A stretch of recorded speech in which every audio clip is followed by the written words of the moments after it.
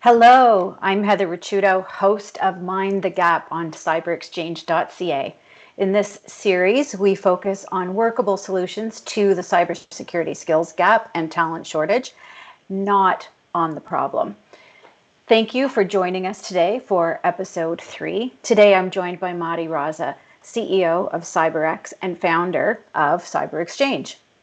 Mahdi's influence really is far reaching, and he continues to inspire his phenomenal executive leadership team at CyberX. I know that firsthand, I have witnessed it.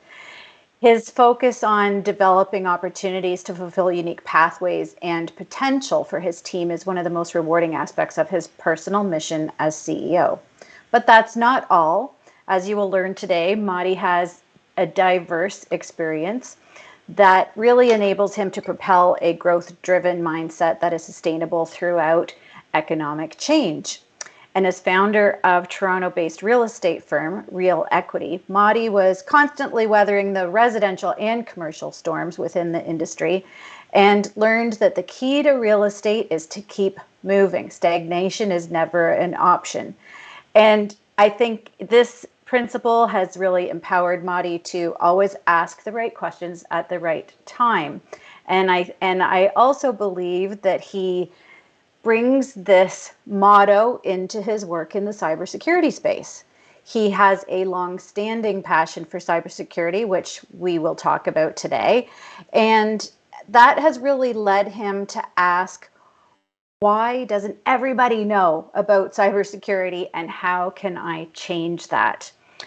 So since that initial thought, Mahdi has done many things, including dedicating his own time to creating awareness in cybersecurity and educating both public and private sectors, enterprises, educational institutions, and I'm sure his own friends and family on the importance of cybersecurity.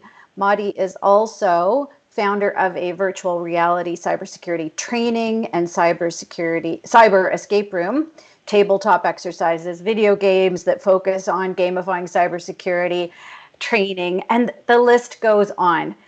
There's so much more to Mahdi, and we really would need more time than we have today to cover everything that Mahdi has on his plate. When he is not doing all of the things that he loves professionally, you can find him entertaining his friends and family. I have not experienced this, Mahdi, by the way, but he likes to entertain his friends and family with his crafty culinary skills and enjoys nature through hiking and biking, and immersing himself in cultures around the world when he has the opportunity to travel. Lengthy introduction, and that's, as I said, because there is so much to Mahdi Raza. So welcome, Mahdi. Thank you for joining me today. Thank you, Heather. Thank you for that. I'm going to have to send you a check for that type of intro. That was awesome. No, you can cook for me. That will. Perfect. As long as we get to do it at your place with the pool. So listen, I'd really like to start with understanding something. It's a question I've never asked you before. How do you go from real estate to cybersecurity? People say that all the time to me. Sales has been in my blood since I was a kid, right? A lot of people don't know this story, but when I was about 10 years old, my uncle gave me a job selling garbage bags. And I would make about 5 cents commission on each garbage bag, like package that you would sell going door to door. And you'd make about 20 bucks, 30 bucks by the end of the month. I think it was like $10 back then. And you would take it to where? Becker's. Becker's was a good corner store. And you'd buy all the candy and popsicle and pop. And then you take the rest of the money and go play arcade. Uh, so sales has been something since I was a kid. It was always there. It was like, how do you sell more of these garbage bags and just innovate and come up with really cool things? And what we did was really cool was we all dressed up as in garbage bags. And then we went door to door, and the people would open the door and they would laugh. And just because you look so cute, they would just go, "Here's $5. We'll take garbage bags." So it's something that sales has been in my DNA. But fast forward, a lot. And then real estate is something that at the age of 18, 19, I got into real estate.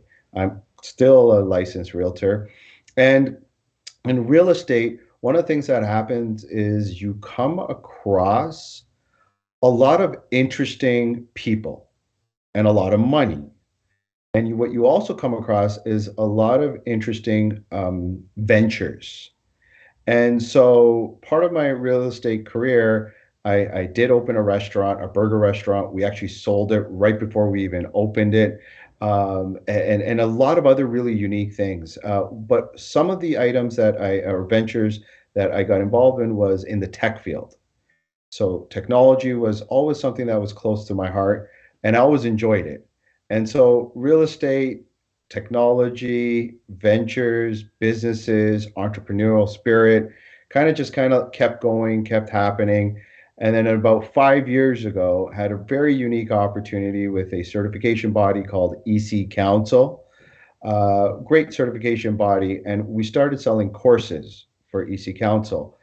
And part of your introduction, you mentioned about how always keep moving, always keep changing, always keep innovating. And when we were selling these courses, I was like, wait a minute, there's got to be a better way. And I've always looked at it that way. And so what did we do? I went to EC Council, we went to the owners there, and we said, look, we want to hold the first CISO Forum Canada, which we did. And then where did we do it? In the greatest place in the world, Niagara Falls, right at the falls there. Beautiful. And that was sort of the start of the journey of cybersecurity. And so is that when your passion for cybersecurity started, or did it really, start before that? So when I was 9 years old, my dad bought me a computer. So he brought home a computer. He didn't buy me one. He actually brought it home and he said, "Okay, I need you to write letters." So before it was the typewriter. I mean, some of these, you speak to some people and they're like, typewriter, what is that? But anyway, thing called the typewriter, you push, right? And my dad would sit there and do that. And then one day he comes home with this computer. It was an IBM, actually, believe it or not. And so we plug it in and all that, and he's like, type. And I'm like, what do you want me to type? And he would want me to type letters. So I would sit there and just type letters for him. And then he's like, here's a game for you. And it was a game called Decathlon. If you Google it, and you can watch it on YouTube, every once in a while, I take a memory walk in with my kids and I show them these games that we used to play back in the days. But just a very simple game called Decathlon. Anyways, and throughout computers have always been a part of me. And remember, you're a kid, you got computers, what are you going to do?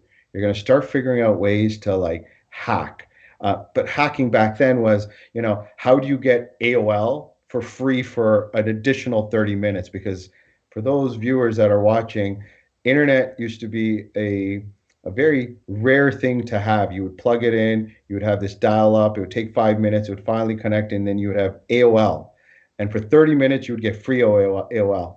And so you figure out all these really cool ways to um, work around things. And just another thing, Heather, to me, a lot of times people bring up, cybersecurity. What really is it? And at the end of the day, it's the ability to hack, but not hack in the negative term. Hack in terms of innovate. One of the things that people don't know is where Facebook is located. Facebook's address is one hacker's way. It's not because they hack, it's because they're able to innovate. They're able to be creative. So to me, hacking has always been creativity, innovation. And when it comes to cybersecurity, I look at it the exact same way. It's the ability to innovate, it's the ability to be creative, both offense and defense. Well said, well said. Hacking really, or the term hacker really has developed this negative connotation. And when people use hacker in that way, what they're really talking about are cyber criminals, right? Not hacking in the way that you describe it. So that in itself is something that we need to educate people on. Yeah, and remember, what was it? I think 3 years ago, Heather, or it feels like forever after COVID, where we had this Cyber Day for Girls at the IBM location there, and we had these bright young minds that were learning. And if you recall, and you'll probably shed better light on this, but some of the exercises that these girls were going through, one may consider was hacking, but it was really how to think out of the box. Yeah. And so that's a great program that you guys have there at IBM with the Cyber Day for Girls. And I think it's I wish when I was that young, I had those sort of opportunities because the opportunities that these kids have now is unreal. It is. I wish we had opportunities like that as well. And so, you meant since you mentioned Cyber Day for Girls, let's just touch on volunteering a little bit. That's something I didn't mention in your introduction. Anything about all the volunteer activities that you do. So, care to talk about some of those things? I do, one of the things I've always sort of kept close to my heart, and I'll bring it up for inspiration purposes, is do what you do with your right hand, your left hand should not know. And it's one of those things about volunteering, right? When you do it, you kind of do it, it's out of heart, it's out of love. But I think for an inspiration, one of the greatest things I've ever done, and I love telling this story. And the only reason why I tell this story is because I think, moves other people a lot of times. And that is the opportunity to go to Iraq with a dental mission. A bunch of dentists that do this around the world, dental dentists without beyond borders or doctors beyond, similar sort of concept. I'm not a dentist, but one thing I did learn is really how to extract teeth, even though I'm not licensed to.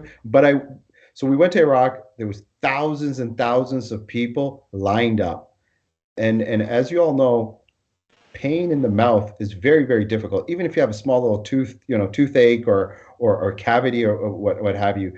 And so we spent about 2 weeks working out of these sort of camps.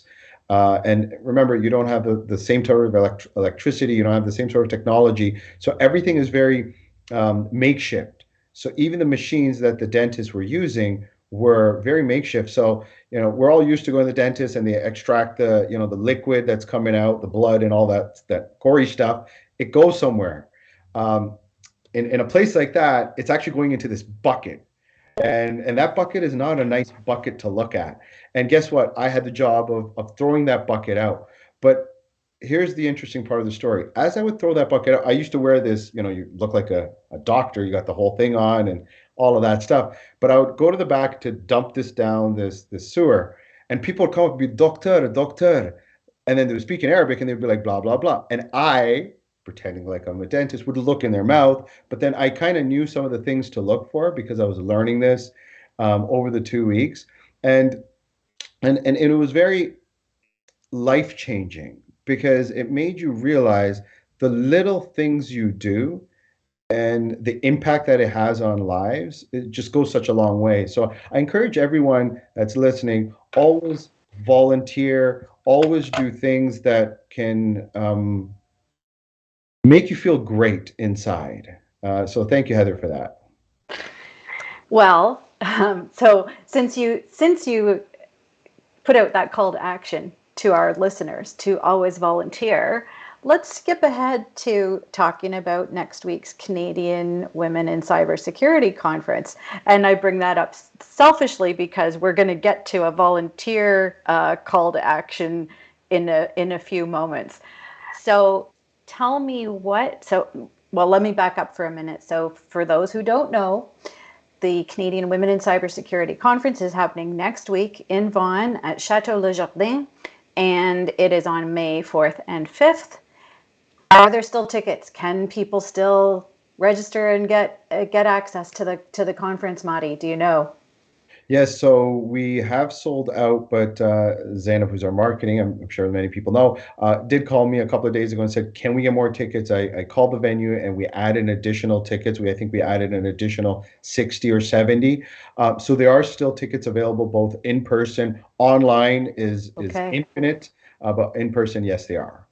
Okie dokie. Yes, I did see something about 50 tickets being available yesterday. So I don't know if how those have been selling. Maybe they've been selling like hotcakes. How can people register? They go Yep. to cyberexchange.ca. Right. So there's the best way is cyberx.org. So www.cyberx.org. Just go into events, go to Canadian Women, and then there you can definitely do that. And if you'd like a 10 discount of 10%, you can use the code Heather10. Yes. All caps, by the way. So now let's I want let's to ask you a question, Heather, about yeah. volunteering because Oh, one, okay. you've brought me up, but and you and I have known each other and for the last couple of years, and we talk every once in a while. And when we do talk, we just keep talking and talking and talking. And I just want to say one thing. And one of the things that inspire me is when others are doing these great volunteering, right? And I just wanted to ask you, and I've never been able to ask you this, what inspires you to those countless efforts of volunteering that you do? And I know there's so much more that you do that you don't even put your name on because you're always there. And every time I see you, I'm like, wait a minute, how is she in three places at once? So what inspires you, Heather? Oh, you flipped this around on me because you knew I was going to ask you that question. What inspires you? Because you inspire so many other people. Oh goodness. Well, a couple of things. One, I can't help myself. I can't help myself. I have volunteered since I was a kid. Well, at least since high school.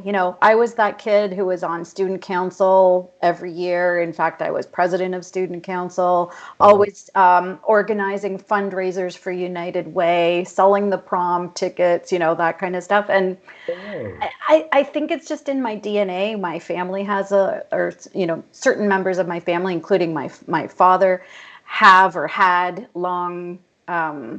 long-standing volunteer activities that were part of their daily lives. And I guess that's what inspired me originally, although it wasn't like a conscious thing. It just always seemed like the right thing to do. I'm capable. I have well, put it this way, what I like to do is leverage my skills, what I'm good at. So, for example, project management. I've often lent my project management skills to nonprofit organizations, for example.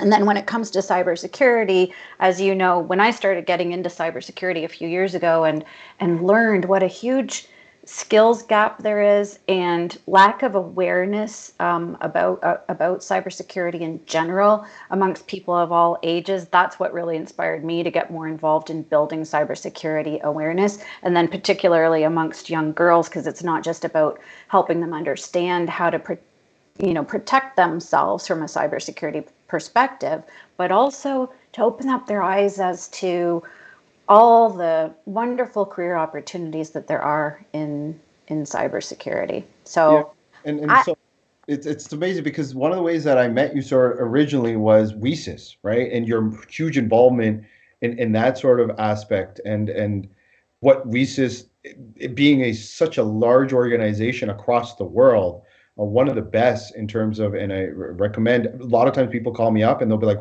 where can I sort of get some guidance? And I'll be like, WESIS, like it is the place to go. What inspired, like, what drives you on the WESIS side, and like, what keeps you guys going on a WESIS? um, I think it's the community. So, or we often refer to WESIS as our tribe. What WESIS real so for those who don't know, again, that's Women in Cybersecurity, or WESIS.org.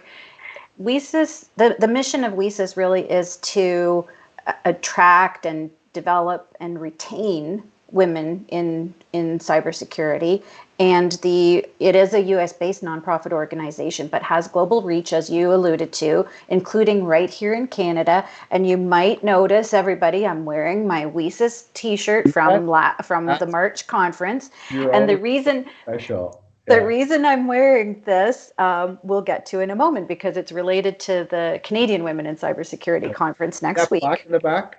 That's Pardon like me? the WESIS plaque in the back. What is that, from the conference that you guys went to? Yes, our WESIS Ontario affiliate won the Affiliate of the Year award as an international affiliate alongside the Northern Alabama affiliate. So that was pretty exciting. I want to say I Really love your exciting. background as well. It looks like where did you buy that background from? Which virtual did you buy that this is that is real. That is real. It's not virtual. back? Um, so, in all seriousness, let's get back for a second. Oh, you were asking me about WESIS, and it's just, honestly, it's, again, it goes back to being able to help other women. My what motivates me to stay with WESIS and do all the volunteering that I do with WESIS is all about helping other women, doing my part to help other women find their path in cybersecurity. And it's Now, not just women, it's men too, because you've like the first time we met, you instantly just opened the door and you were like, how can I help you? Like, what can I do? And I was just, and so I want to say it's not only women, and I see it with the women and the girls and all of that stuff you do, but it's us guys as well that you've opened the doors for, which is, I just wanted to give the credit where credit's due. thank you. Thank you. I think you're making me turn 10 shades of red. Um, let's get back to Canadian women in So, cybersecurity for a second. So, well, first of all, what led you to create this annual conference? Next week, it's the third annual conference. So, back in 2019, first one, what inspired you to create this conference? So it's an interesting story, actually. It's this the location is CISO Forum, or location is Niagara Falls. The event is CISO Forum 2019. So my kids, they're like, "What's the cybersecurity?" So I'm like, "Hey, let's go to Niagara Falls." So we're all in Niagara Falls. Obviously, being the organizer of the event, my daughter's like, "What do you do?" So we have a session. The session is called Women in Cybersecurity. I don't know if you remember this, Heather. It was called Women. It had Bonnie Butlin on there, Rushme, and had some really, really powerful women on stage. Anyways, quickly moving into the story, I have my daughter sitting with me, and guess what happens? As the session is starting, all the men, or not all, a lot of men start standing up and leaving. And so my daughter looks at me and she's like, Baba, why are all the men leaving? And I realized at that point in time that there's a serious problem. Not only we already know about the problem with women in cybersecurity, but it's even at events, like it's down to that. And I said, we got to do something a little bit different. And so I went back to the team after the event, and we had these, brainstorming session and back and forth. And we said, look, there's amazing women events out there. WeSys, what you produce, and a bunch of other amazing events out there. How do we do an event that takes it to another level with respect to the fact that bringing sales in, bringing the ability for an organization to put a booth up, but drive lead generation? Because that's one of the things that is important for organizations, fortunately and unfortunately, when it comes to events. And so the journey was, let's put on an event, call it Canadian Women in Cybersecurity. Let's bring the ecosystem together across Canada, across various levels. And here's what drove me even further.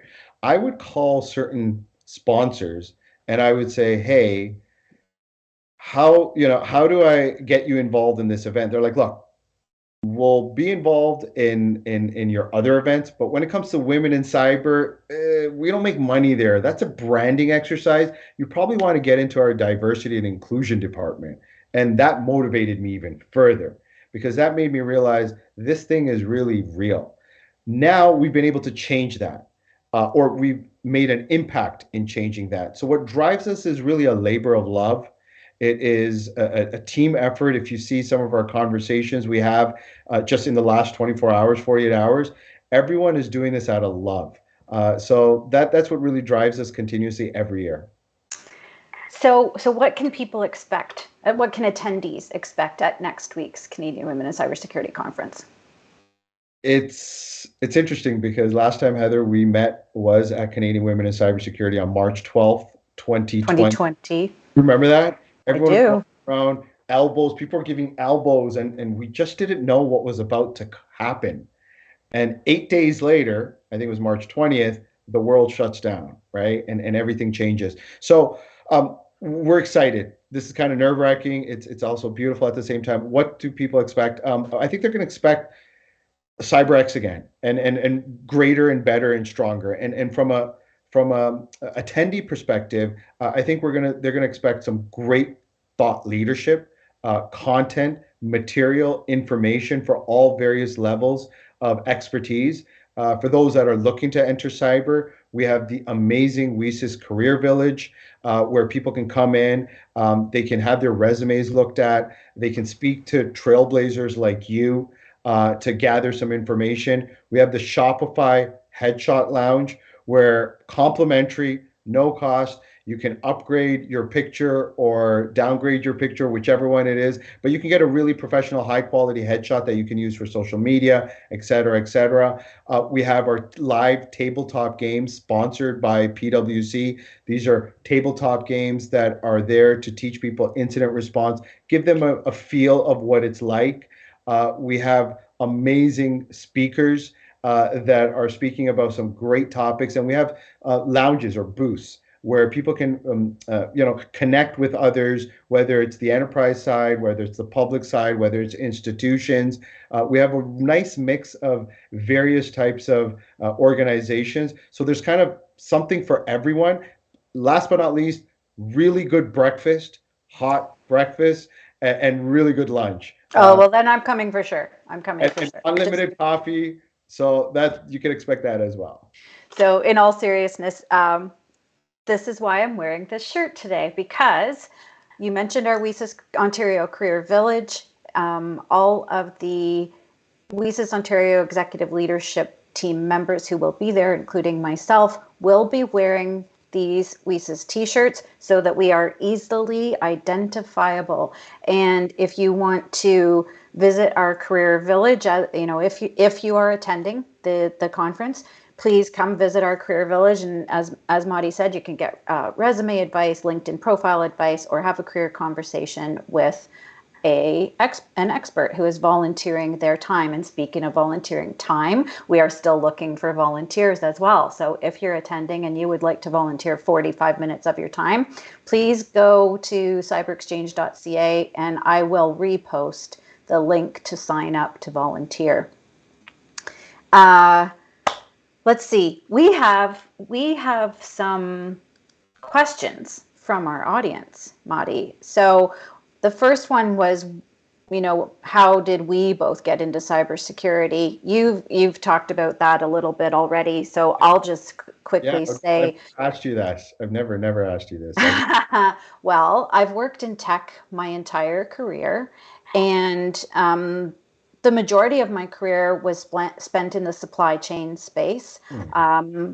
Worked for many years as a certified project manager. I still am a certified project manager, but I'll just say I fell into cybersecurity by accident. One thing, I ended up in a part of our business that supports cybersecurity, and I did not start out doing what I do now. Started out really supporting our sellers and business partners in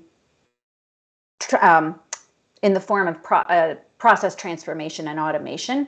But as I said earlier, when I started to learn about what a huge skills gap we have, I started focusing part-time on academic outreach, and which then led to a full-time role just doing academic outreach and working to attract new talent to the company in the cybersecurity space.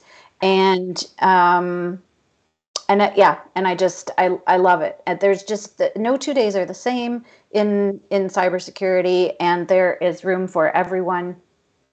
You don't have to have a technical degree. You don't have to have a computer science degree. I've met people from all sorts of diverse backgrounds, and including their educational background. So I've met people who started out in media, in drama, in journalism, in law, you name it. So there's tons of opportunity, and that's some of what we'll talk about next week at Canadian Women in Cybersecurity. And also, I forgot to say, it's not just about when it comes to WESIS, it's not just about the Career Village. We will have a booth in the expo space that you mentioned. And so if anybody out there would like to learn more about WESIS and how you can join WESIS, please come and visit one of our representatives in our booth. I got to get one of those blue shirts, by the way. And I got another question for you. So, Mind the Gap. I know I never got to really ask you about this. I know you came up with the name, and then marketing sort of on our CyberX side sort of took off with it. They loved it, and I saw some of the material, etc. But what drove you to that sort of name? Mind the Gap. Well, because for me, it was a play on the fact that there is such a huge skills gap. Well, people refer to the skills gap. It's not that the skills aren't out there. Yeah. It's that they're hard to find. People are often looking in the wrong places, or or people who want to get into cybersecurity, just they don't know where to start, which is going to lead me to one of the other questions from an audience member. But for a lot of the volunteering that I do, and even my day job when I used to be leading academic outreach as my day job for the company that I work for, I you know it really is, it's about minding that gap in my, so it was kind of a play on the subway term, mind the gap. Yeah. And I thought it was catchy. It's something hopefully that people can remember, and that is what we all need to collectively do as cybersecurity professionals. I think that we have a responsibility to educate others and to do our part to mind the gap, or said a little differently, to help close the gap. I don't know if we will ever close it 100%, but Yeah. and then it's about the gender gap too, frankly, not just the skills gap. And I get a lot of guys, men, that ask me, "Hey, Maddie, what can we do? Right? What can we do? What's the minimum that us guys can do?" So, asking, I wanted to ask you. This was something I was thinking about last night. I was like, I gotta ask you this. Not only, for the viewers out there that are listening right now. What is it? What are the simple things that guys can do? Don't get up and leave the room when there's a women in cybersecurity panel, first of all. Wow. When you're asked to be on a panel, take a look at the makeup of the panel. And if it's all men, have the backbone to raise your hand and say, wait a minute, why aren't there any women included? Because this industry isn't made up of just men. And it's not just about men and women, frankly, it's about all aspects of diversity. 100%. We need to be sure we are including everyone. And speaking of including everyone, we've talked a lot about WESIS, and it is a women's organization. However, it is not for women only. So WESIS has plenty of male members as well who join WESIS to act as allies. And so that's another thing that you can, that the men out there can do, is be an ally. And Yeah. being an ally doesn't mean imparting all of your knowledge and, being a know-it-all. It's really about just helping others around you, men and women included. Would you say, in what I've learned of being an ally, one of the big things is listen. Yes. Right? Because us guys, well, me, I know I love giving advice and blah, blah, blah. And then for 90 minutes, I'm talking. And then 1 minute, the person's sitting going, okay, I just want to say one thing. So it's really listen to what is required, because everyone has a different requirement in this journey. And so, yeah, listening, I think, to the viewers out there, listen is a big one. And have the backbone to speak up. Yeah. So I hear so many stories from women out there, such as I walked into a meeting and I was the only woman in the room, and it was assumed that I was there to take meeting minutes or get coffee. So, first of all, don't make assumptions like that. And secondly, if when you see others making assumptions like that, speak up for that woman who's going through that experience. If she doesn't, hopefully she has the backbone to speak up herself and say why she's there. I'm not here to get coffee, but sometimes it's difficult, and she might need somebody to help, you know, set the tone in the room. Absolutely. So we had, let's see, we had a question from somebody saying that they work in IT, but they want to start specializing in security, and they're not sure how to speak with their management about it. Do we have any advice? Should I just ask for training? So if you don't mind, I kind of had a little bit of time to think about this because I saw the question already. My advice would be not just to talk to your management, because if you put it this way, they can't read your mind. So if you don't speak up and tell them that that's what you want, they're not going to be able to figure it out because they don't have a crystal ball. That's right. So, or a magic 8 ball. But So that's number one. And when you speak to them, don't necessarily just ask for training, just let them know that that's what you're interested in, because you never know what opportunities might come up in the company that you might be considered for once you've let people know that this is the path you're looking to head towards. But also, don't just ask, don't expect training just from your company. You've got to serve yourself. And what I mean by that is take advantage of all the free training that's out there online. Just all you have to do is search online and you'll find all sorts of free training, and start building your network in cybersecurity. So do things like attend Canadian Women in Cybersecurity, or join an organization like WESIS, or leading cyber ladies, or there are so many out there. Those are just the top two that come to my mind. But start building your network, and then leverage your network and build meaningful relationships. It's relationships. It's not just about collecting connections. It's about building meaningful relationships and finding people who can help you. Yeah, no, I everything you said here, I totally 100% agree. I would not change a word in that. By the way, that there's a little bird in the background, is like a picture, a painting. Is that a specific type of bird, or it just caught my eye there? I think it's a robin. Was it a robin? Okay, because I was just no, and because as you were speaking, I thought of a bird, and what I thought is really flight, right, and just taking off, and to the person that asked that question about IT, it's you have to look at yourself as well, right? If you can't be worried about what your boss is going to think.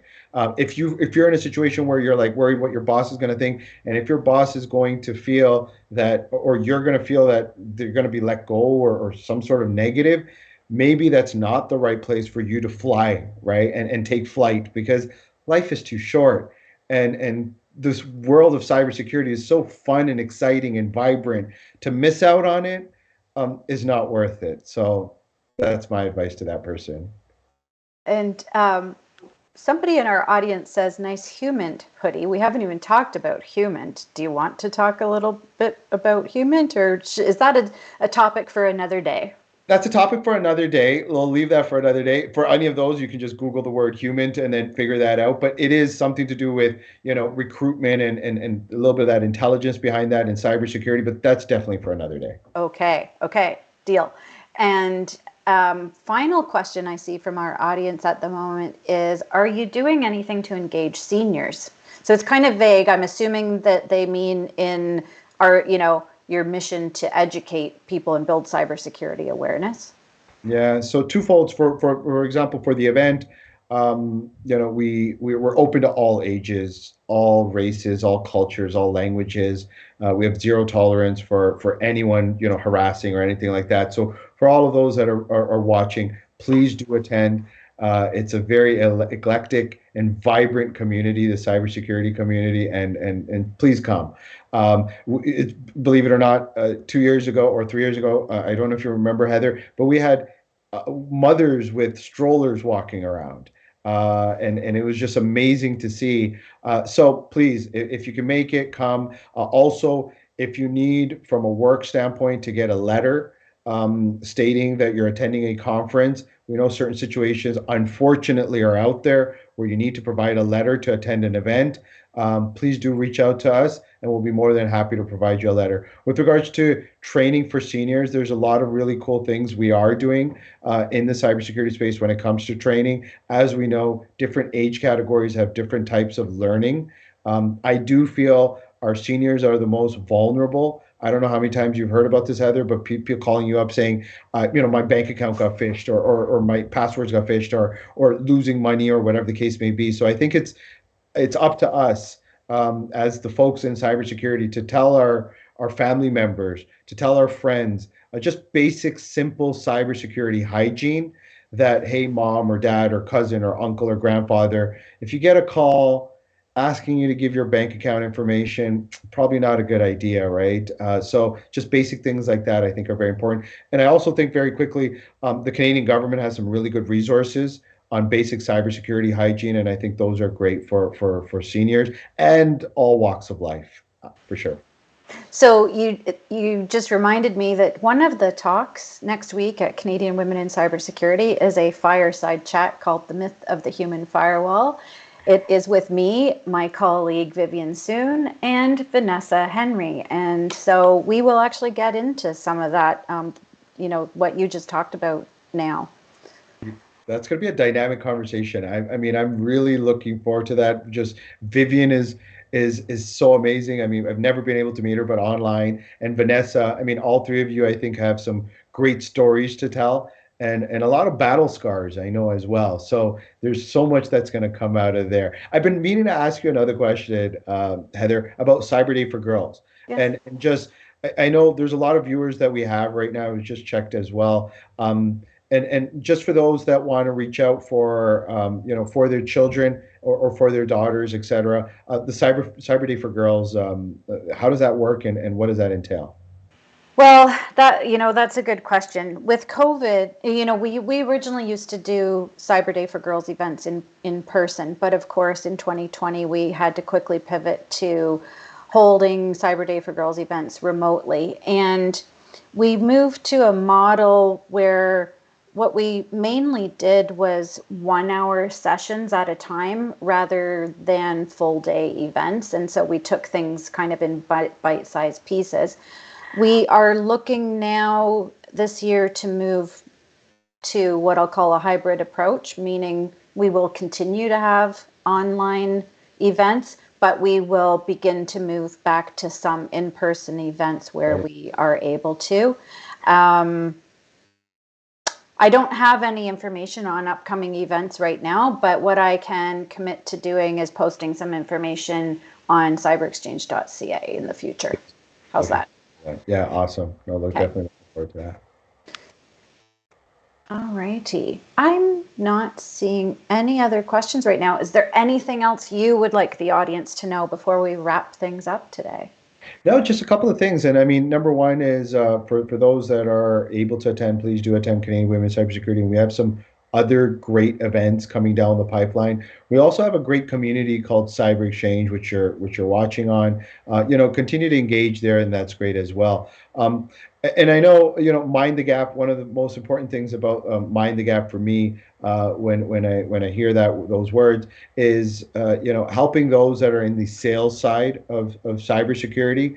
I know it's a scary tunnel to go down because it could be daunting, and you don't know what to get into. But just from a career advice, I get asked this all the time about how do you get into cybersecurity sales and what are some of those things to look at. What's really cool, Heather, I don't know if you know this, actually you don't, is I got a book. So I've been writing a book for the last about a year. Trying to come up with a name, but it's done. The book is completed. So far, we're going with the art of selling cybersecurity, and it's just a step-by-step explanation on the basic fundamentals of sales. Just simple things like rapport building and questions to ask and prospecting, et cetera, et cetera. But taking a specific lens when it comes to the cybersecurity world, because there's prospecting, which is just general prospecting, but then there's prospecting real estate, or there's prospecting, travel agent, but then there's also prospecting cybersecurity. So what we've done, which is really unique in this book, Heather, is some of the people as well as other people within the cybersecurity community around the world, have contributed to this book and provided knowledge, their expertise, their experiences within the cybersecurity world, and how they've been approached, whether it's direct sales, indirect sales, prospecting ideas, how to close, experimenting, the types of salespersons you become, what are the different steps to follow, just best practices that they've been able to, come across over the last 10 years, 20 years, some people even 30 years. So we've encapsulated this into a book, which we'll have coming out. So to those that I just want to say out there, when it comes to cybersecurity sales, there's a lot of money to be made. As Heather said, you don't need to be technical. You can learn this along the way. I highly recommend resources like, Cyber Exchange, YouTube, great online resources out there. The great thing about cybersecurity, and I don't know if you agree or not, Helen, and I would love to get your thoughts on this, is you can self-learn. It's so easy to go out there. The resources are there. There's books and information that you can really become an expert in your own domain. I don't know if you agree with that or not, Heather. Oh yeah, absolutely. Absolutely. And that's the thing. One of the keys to being successful in cybersecurity is having a passion for learning. Always be willing to learn new things because the landscape is constantly changing. Yeah, and so yeah, so that's a big one. And so for those that are coming to the event, I know we have these great setups with the WeSys Career Village area, but definitely, if you have a resume and you're looking to kind of modify that, I think this is a great opportunity to sort of come in, speak to some trailblazers, people that have. I'm sure Heather, you have people set up there that can really give advice on how to sort of articulate that resume and be confident because the number one place where confidence lacks is product knowledge. And of course, if you're trying to, you could be a great salesperson, and if you're trying to sell, garage door openers, I just have it sitting here, garage door openers, but you have no knowledge of garage, it's very difficult to sell it. You could be great, you could be Donald Trump, but if you don't know how to sell garage, if you don't know have information about garage door openers, it's very difficult. That's the easy part. Because if you have the life skills, you've worked in HR, you worked in law, you're an insurance person, whatever it is, there's so many people, Heather, I'm sure you come across that have these major experiences of life skills from the past, but they want to get into cybersecurity. They're at a huge advantage. You know what, you just reminded me of something. We were talking a bit about seniors a few minutes ago, and I was thinking, it's not just about educating seniors. I was in a meeting just yesterday where we were talking about retirement age. And is there really a retirement age anymore anyway? And how difficult it is for knowledge workers like us to actually transition to retirement. We're so used to being so busy all the time and using our minds and our expertise to do things like educate others that many people many people are working well into their 70s now, and I think I don't know if there's a retirement age anymore, at least not here in Canada. And so cybersecurity, if you're looking for a second career, consider getting into cybersecurity. I've met plenty of people who are on their second career. So, for example, I remember at a conference meeting a woman who had taught in the public school system for 30 years, and she retired from teaching, but she wanted to keep working, and so she had decided to go back to school and get into cybersecurity. So if you're out there and you're thinking, you're having thoughts like that, but then self-doubt sets in and you think, what, like, who am I kidding? How could I do, I can't do that. Yes, you can. Yes, Yes, you can, and not only can you, and I think the retirement, and that's a great thing that you brought up, Heather. And I know we got about 10 minutes or so, and less than that, so we'll be quick on this.